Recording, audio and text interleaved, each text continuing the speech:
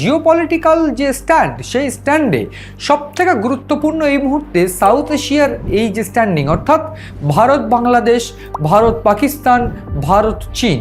তো এই জায়গায় সবথেকে গুরুত্বপূর্ণ যে বিষয় এই মুহূর্তে দাঁড়িয়ে রয়েছে, সাউথ এশিয়ায় ভারতের যে পরিণতি বা ভারতের যে উচ্চাকাঙ্ক্ষা নিয়ে বেড়ে ওঠা, বলা ভালো এইটা অন্যান্য দেশ সহ্য করতে পারছে না।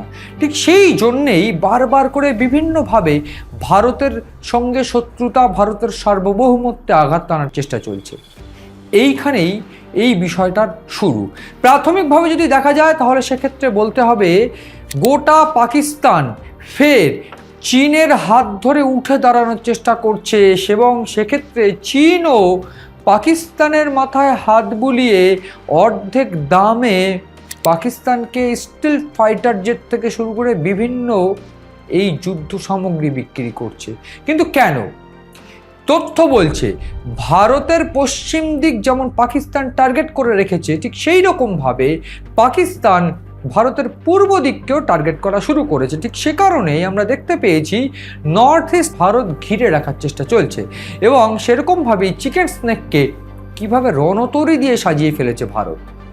এইখানেই আমরা দেখতে পাচ্ছিলাম যে গত কয়েকদিন ধরে বাংলাদেশে এই ভারত বিরোধী আবহাওয়া, যেটা কিনা সাউথ ব্লককে উদ্বিগ্ন করে তুলেছে, এবং তার অন্যতম কারণ এই পাকিস্তানের ইনভলভমেন্ট বাংলাদেশ জুড়ে।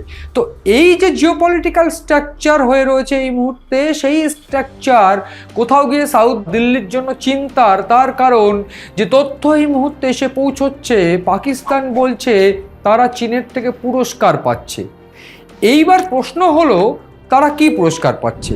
তথ্য বলছে ভারতের কাছে এই মুহূর্তে স্টিলথ ফাইটার জেট, অন্তত পঞ্চম শ্রেণীর স্টিলথ ফাইটার জেট নেই, এবং ঠিক সেক্ষেত্রেই এই পঞ্চম শ্রেণীর স্টিলথ ফাইটার জেট, অর্থাৎ ফিফথ জেনারেশন স্টিলথ ফাইটার জেট, অর্থাৎ J-35, এইটা 40টা লড়াকু জেট পেতে চলেছে পাকিস্তান। অর্থাৎ বেজিং ইসলামাবাদকে 40টা ফাইটার জেট দেবে। তথ্য বলছে সাম্প্রতিক এই যে বছর, এই বছরেই কিন্তু মে মাসে পাকিস্তানের বিদেশমন্ত্রী খোজা আসিফ তিনি বৈঠক করেন, এবং বৈঠক করার পরেই এই J-35 যে লড়াকু জেট ফিফথ জেনারেশনের, সেইটা কেনার কিন্তু একটা প্রাথমিকভাবে তিনি চেষ্টা করেন। এইবার হঠাৎ করে কেন এই পরিকল্পনাগুলো? একদিক থেকে পশ্চিম অর্থাৎ কাশ্মীর দিকটা টার্গেট, অন্যদিকে পূর্ব দিকটা টার্গেট অর্থাৎ নর্থ ইস্ট টার্গেট হয়ে রয়েছে। ঠিক সেই পরিস্থিতিতে কেন পাকিস্তান অপারেশন সিঁদুরে ধ্বংস হয়ে যাওয়া নিজেদের বেসটা গোছাতে চাইছে? তাহলে একমাত্র উত্তর হতে পারে যে যুদ্ধ বা ভারতের সার্বভৌমত্বের দিকে আঘাত হানতে পারে পাকিস্তান। তো এই আঘাত যে হানবে সেটার জন্য অস্ত্র লাগবে। এছাড়াও বেশ কয়েকটা তথ্য কিন্তু রয়েছে।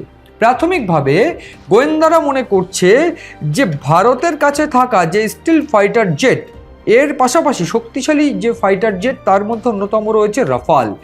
এই রাফাল অর্থাৎ ফোর্থ জেনারেশনের এই স্টিল ফাইটার জেট যখন ভারত চেষ্টা করলো প্যারিস থেকে এই যুদ্ধবিমানকে ফিফথ জেনারেশন যুদ্ধবিমান কেনার, রাফাল ফিফথ জেনারেশনে কেনার, ঠিক তখনই এই ইসলামাবাদ তড়িঘড়ি করে চীনের সঙ্গে দ্বারস্থ হলো, চীনের সঙ্গে বৈঠক করে তারা ফিফথ জেনারেশন কিনতে তারা একেবারে সচেষ্ট হয়ে উঠছে।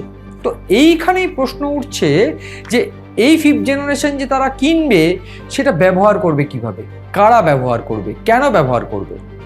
এইখানেও গোয়েন্দারা জানাচ্ছে যে এই ফিফথ জেনারেশন যে তারা কিনবে সেই চুক্তি হয়েছে, এবং ভারত ফরাসি সংস্থা দাসো এভিয়েশনের তৈরি রাফাল নিয়ে যখন প্যারিসের সঙ্গে চুক্তি সেরে ফেলছে, ঠিক তখন তারা কিন্তু চীনের সঙ্গে গিয়ে বৈঠক সেরে এই F-35 কিনে তারা নিজেদের মতো ট্রেনিং শুরু করে দিয়েছে। তথ্য বলছে কয়েক মাস আগেই সাম্প্রতিককালে পাকিস্তানে কিন্তু এসেছিলেন চীনের বেশ কয়েকজন উইং কমান্ডার, চীনের বেশ কয়েকজন বায়ুসেনা কর্তা। তারা ইতিমধ্যে ট্রেনিং দিয়ে গিয়েছেন যে কিভাবে এই fifth generation still fighter jet চালাতে হয়।